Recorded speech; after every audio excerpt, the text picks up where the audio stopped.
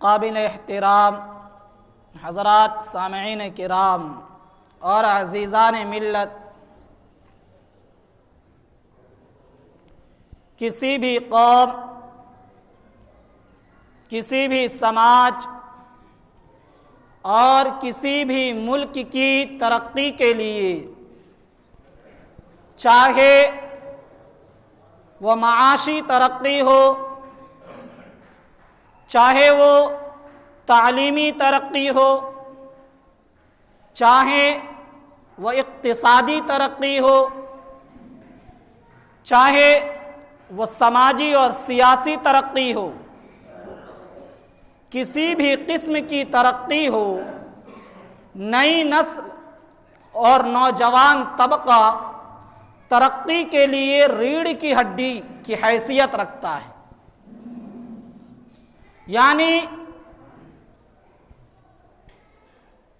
نوجوان طبقہ اور نئی نسل ملک و ملت اور سماج کی ترقی میں اہم رول ادا کرتے ہیں۔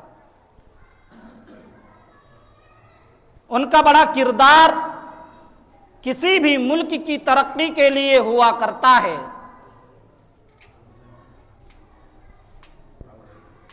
آج سے کچھ سال پہلے کی بات ہے، ماضی کی بات ہے، گزرے ہوئے زمانے کی بات ہے کہ صحت اور تندرستی کے لیے اسکولوں کے اندر، کالجوں کے اندر، بستی کے آس پاس میں کھیل کود کے میدان ہوا کرتے تھے، جہاں نوجوان طبقہ کھیل کے مقابلے میں لگتے تھے اور کھیل کیا کرتے تھے۔ کوئی کھیل کھیلتا، کوئی فٹ بال کھیلتا تھا، کوئی کبڈی کھیلتا تھا، اور بھی طرح طرح کے کھیل ہوا کرتے تھے۔ ان کھیلوں کا ایک فائدہ تھا کہ وہ صحت کی تندرستی کے لیے مفید تھے، لیکن آج کی یہ نئی نسل، آج کے وہ نوعمر بچے جن کو اپنے صحت اور تندرستی کی حفاظت کے لیے ان اسباب کو اپنانا چاہیے، وہ اس سے کوسوں دور ہو چکے ہیں اور طرح طرح کی لت میں، خرابیوں میں، برائیوں میں ملوث ہو چکے ہیں۔ اپنے زندگی کے قیمتی اوقات کو اور جوانی جیسے سرمایہ کو اپنے ہی ہاتھوں سے زخمی کر رہے ہیں، قتل کر رہے ہیں۔ نوجوان طبقے کے اندر، نئی نسل کے اندر بڑھنے والے وہ زہریلی برائیاں، ان میں سے ایک انٹرنیٹ کی لت ہے اور دوسری نشے کی لت ہے۔ یہ دونوں خرابیاں بہت تیزی سے پھیلتی جا رہی ہے، اس کا رواج بہت تیزی سے بڑھتا جا رہا ہے۔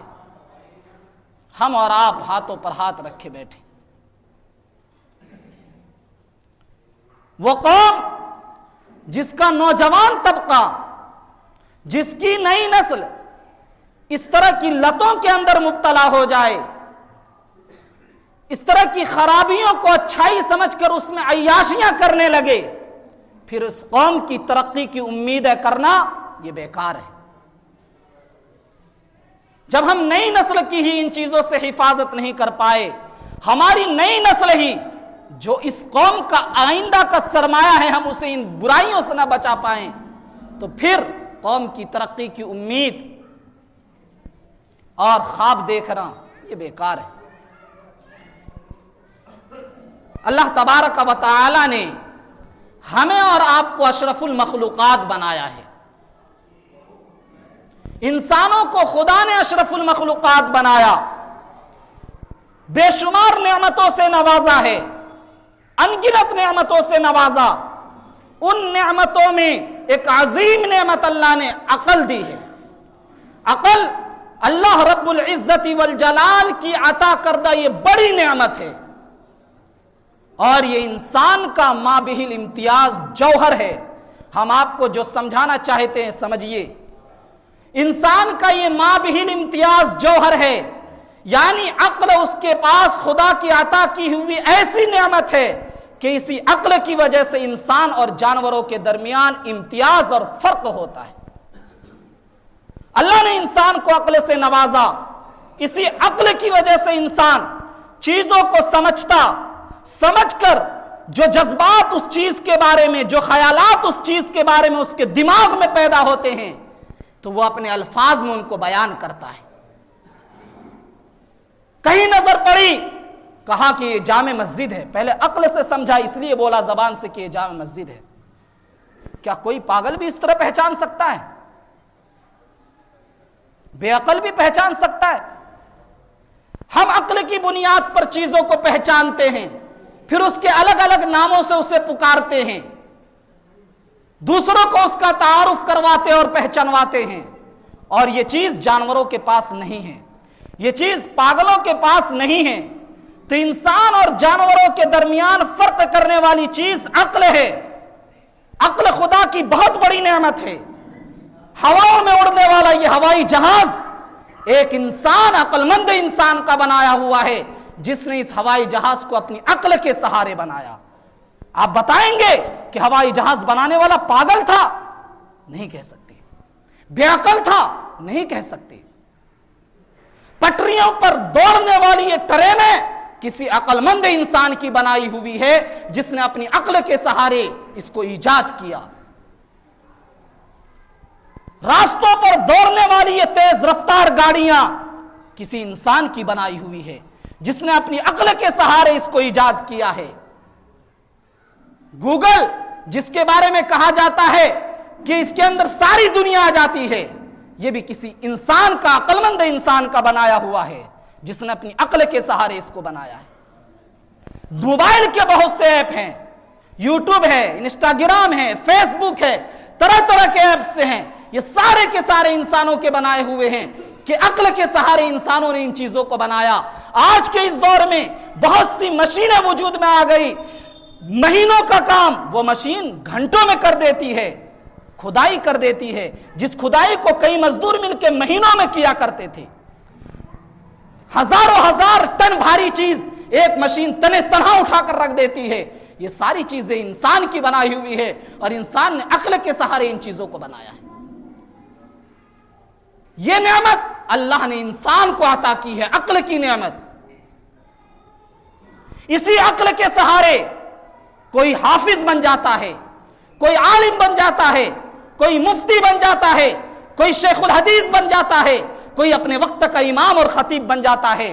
اسی عقل کے سہارے کوئی ڈاکٹر بنتا ہے، کوئی انجینئر بنتا ہے، کوئی پروفیسر بنتا ہے، کوئی لیکچرار بنتا ہے، کوئی ڈی ایم بنتا ہے، کوئی پی ایم بنتا ہے، کوئی سی ایم بنتا ہے، ایم پی بنتا ہے، ایم ایل اے بنتا ہے۔ اپنے علاقے کے طرح طرح کے پدوں کو جو انسان حاصل کرتا ہے وہ عقل کے سہارے کرتا ہے۔ ان پدوں پر کسی پاگل کو نہیں بٹھایا جاتا۔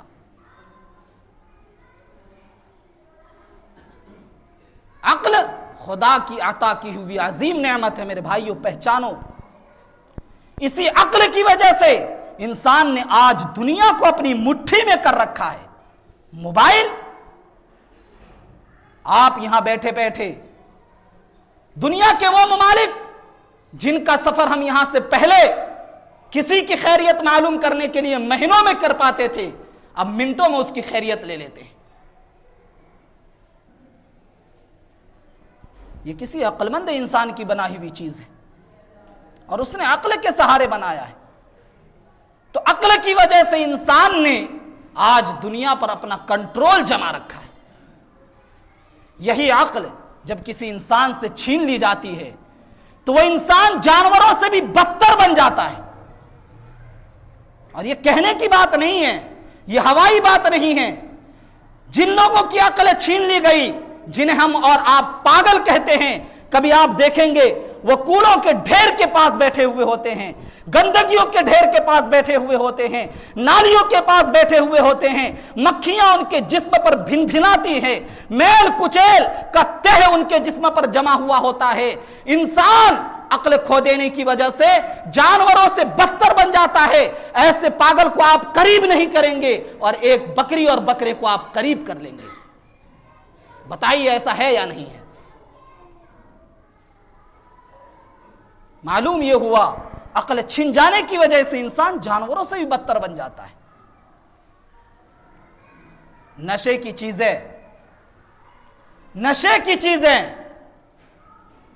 یہ کس کے لیے مضر ہے؟ عقل کے لیے مضر ہے۔ اللہ تعالیٰ نے یہ نعمت، عقل کی نعمت، اتنی بڑی نعمت دی کہ انسان عقل کی وجہ سے اشرف المخلوقات بنا ہوا ہے، دنیا اس کے کنٹرول میں ہے اس کے عقل کی وجہ سے۔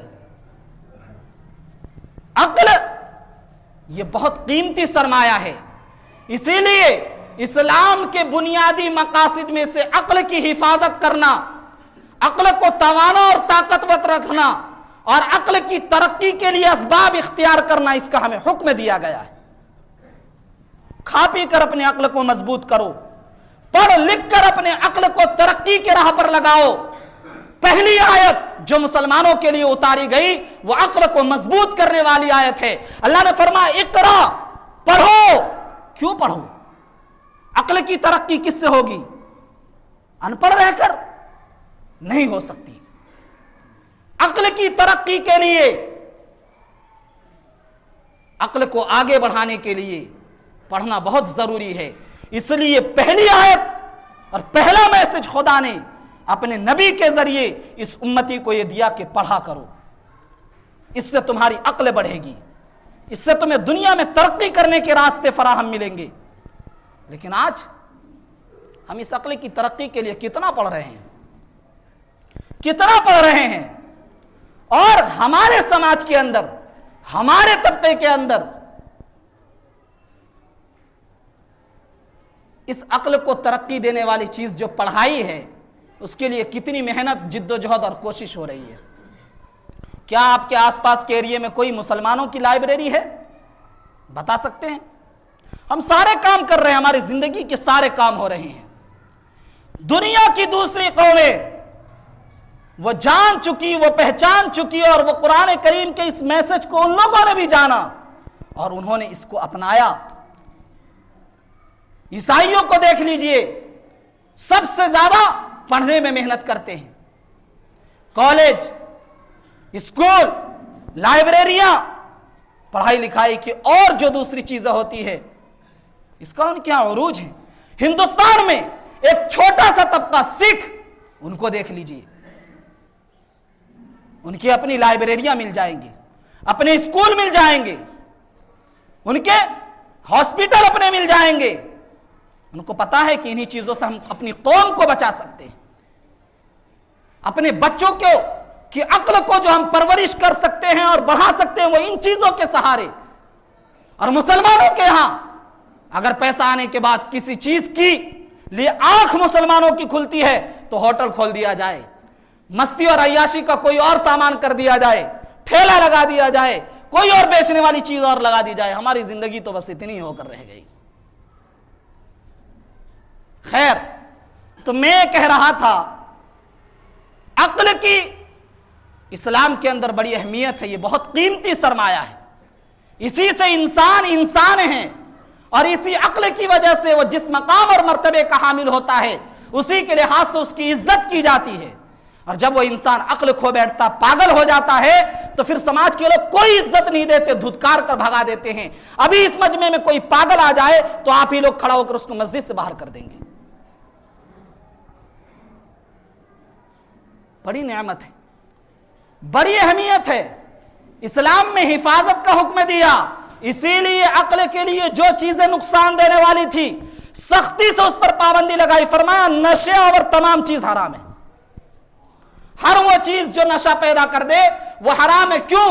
اس لیے کہ نشے والی ساری چیزیں سب سے پہلے عقل پر اثر کرتی ہے۔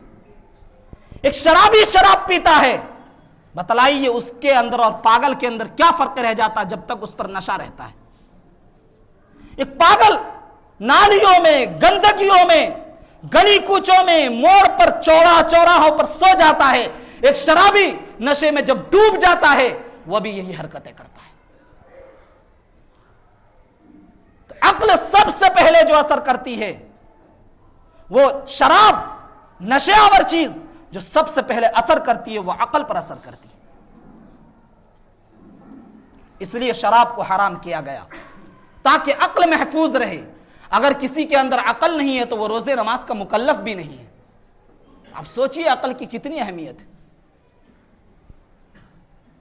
دوسری بات آپ کو یہ بتاؤں، ہم لوگ مسلمان ہیں، ہم بڑے فخر سے کہتے ہیں ہم مذہب اسلام کے ماننے والے ہیں. جس انسان کی فطرت سلیم ہے، یعنی محفوظ فطرت،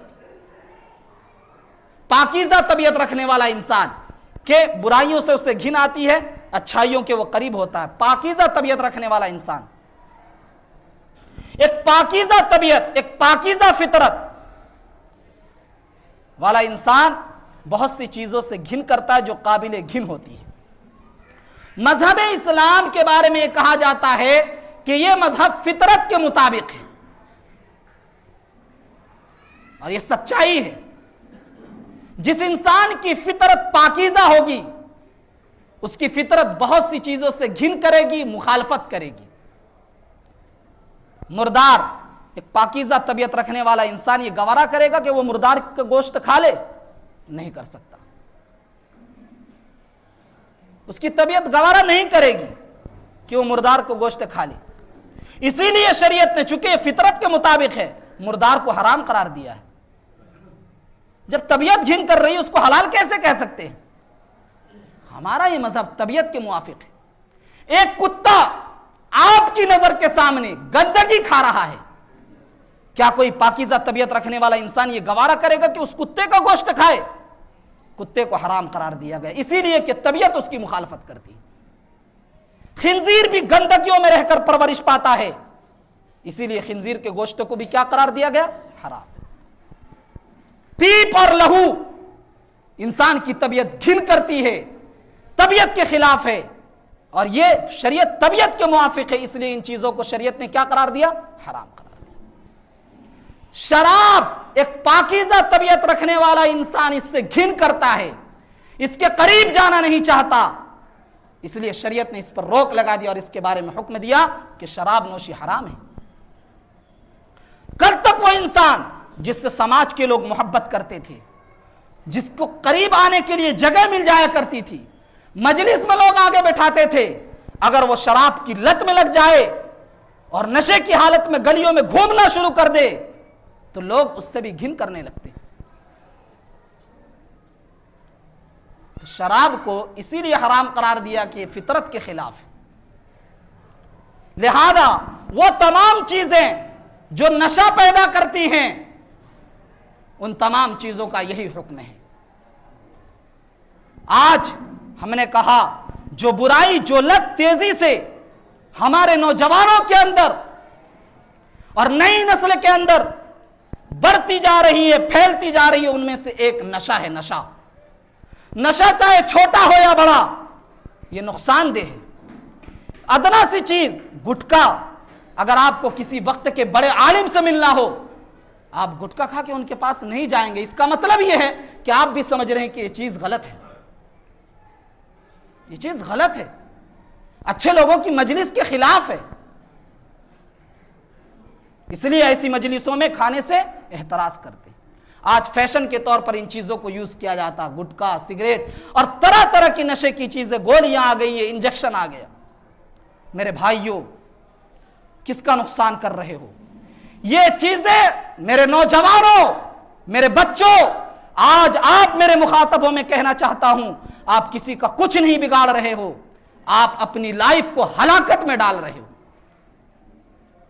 جوان ہونے سے پہلے، زندگی پروان چڑھنے سے پہلے، زندگی کی خوشیاں بٹورنے سے پہلے آج ہمارے بچے اپنے آپ کو ہلاکت کے گڈھے کی راستے پر لے جا رہے ہیں. ابھی سے ہی ان چیزوں میں لگ گئے. لڑکے تو لڑکے، لڑکیاں بھی ان برائیوں میں ملوث ہو چکی ہیں. کسی کا بیٹا نشہ کر رہا ہے، کسی کا بھائی نشہ کر رہا ہے، کسی کا بھتیجا نشہ کر رہا ہے، کسی کا ماموں نشہ کر رہا ہے، کسی کا بھانجا نشہ کر رہا ہے، کوئی ماں پریشان ہے، کوئی بیٹی پریشان ہے، کسی کی بیوی پریشان ہے، خدا را کب تک یہ ستم تم ڈھاتے رہو گے یہ تو بتا دو۔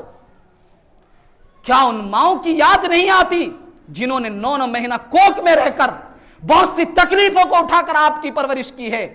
ان کا دل توڑتے ہو۔ کیا ان بہنوں کی یاد نہیں آتی کہ آپ جب نشے میں ملوث ہو گئے تو آپ کے گھر آپ کی بہنوں کا رشتہ آنا بند ہو گیا کہ اس کا بھائی تو نشہ کرتا ہے، اس کا چچا نشہ کرتا ہے۔ ایک نشہ کرنے والا خاندان اور فیملی کے اندر پیدا ہو جائے، پوری برادری کے اندر اس کی ناک کٹ جاتی ہے، بیٹے اور بیٹیاں رشتے آنے بند ہو جاتی۔ ہم کس کو گڈھے میں ڈال رہے ہیں؟ اور دوسری چیز، یہ گڈھا ہم اپنے لیے کھود رہے ہیں۔ صحت کی بربادی، عقل کی بربادی، ان ساری چیزوں کی بربادی۔ نبی کریم صلی اللہ علیہ وسلم نے فرمایا کہ جو انسان اس دنیا کے اندر نشاور ایک گھونٹ چیز پیے گا، اللہ رب العزت والجلال قسم کھا کر فرماتے ہیں کہ کل قیامت کے دن ایسے انسان کو اتنا ہی پیپ اور لہو پلایا جائے گا، اتنا ہی پیپ اور لہو پلایا جائے گا۔ اور جو انسان ان چیزوں سے اپنے آپ کو بچائے گا تو اللہ رب العزت والجلال قسم کھا کر فرما رہے ہیں کہ ہم انہیں پاکیزہ حوض سے پاکیزہ شراب طہور پلائیں گے۔ فیصلہ آپ کو کرنا ہے کہ آپ اپنی عقل کو خراب کرو گے اور قیامت کے دن لہو اور پیپ پیو گے، یا اپنی عقل کو محفوظ رکھو گے اور ان چیزوں سے بچ کر شراب طہور، پاکیزہ شراب جو جنتی لوگ پئیں گے وہ پینا چاہو گے۔ فیصلہ آپ کے ہاتھ میں۔ میرے بھائیوں، اپنی نئی نسل کی حفاظت کے لیے سوچیں، اپنی ذمہ داریوں کو نبھائیں، ان کی نگرانی کیا کریں، باز پرس کیا کریں۔ اللہ تبارک و تعالی ہم سب کو عمل کی توفیق عطا فرمائے۔